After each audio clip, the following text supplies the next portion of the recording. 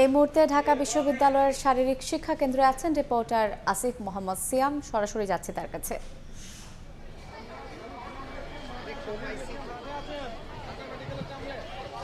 বাংলাদেশের যে চলমান বন্যা পরিস্থিতি, সেই বন্যা পরিস্থিতিতে বানভাসীদের সাহায্যের জন্য আমরা দেখতে পাচ্ছি যে ঢাকা বিশ্ববিদ্যালয়ের যে শারীরিক কেন্দ্র যে মাঠ আছে, সেই মাঠে বিপুল পরিমাণ ত্রাণ সামগ্রী জড়ো করা হয়েছে।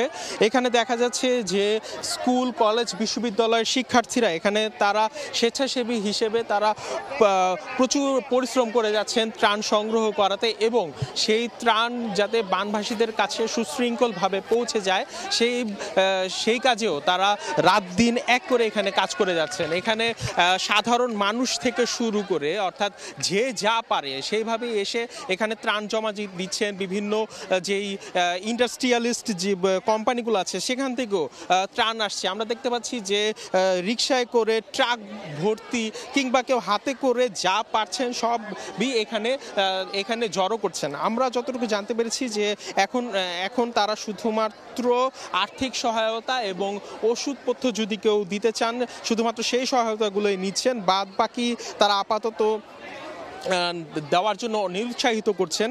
এবং এটা শারীরিক শিক্ষা কেন্দ্র মাঠে যেমন ত্রাণ জড়ো হয়েছে, এর চেয়ে অনেক বেশি ত্রাণ জড়ো হয়েছে ঢাকা বিশ্ববিদ্যালয়ের টিএসসি ক্যাম্পাসে।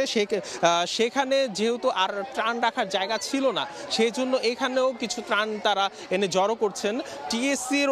টিএসসির ওখানে এই মুহূর্তে ত্রাণ সেখানে বানভাসীদের কাছে পাঠানোর জন্য তারা ট্রাকে বোঝাই করছেন, এবং ফায়ার সার্ভিসের সহায়তায় এবং বাংলাদেশ বিমান বাহিনীর সহায়তায় তারা বিমান যোগে সেই ত্রাণগুলো বন্যার্তদের কাছে পৌঁছানোর চেষ্টা করছেন।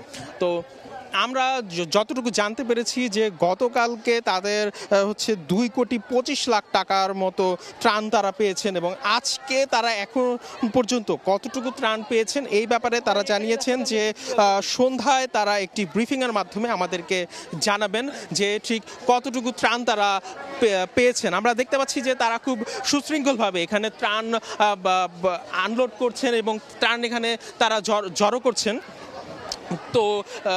তো ঢাকা বিশ্ববিদ্যালয়ের শারীরিক শিক্ষা কেন্দ্র মাঠ থেকে ত্রাণ সামগ্রীর এই ছিল আমার কাছে সর্বশেষ খবর। আমরা সরাসরি যুক্ত ছিলাম ঢাকা বিশ্ববিদ্যালয়ে।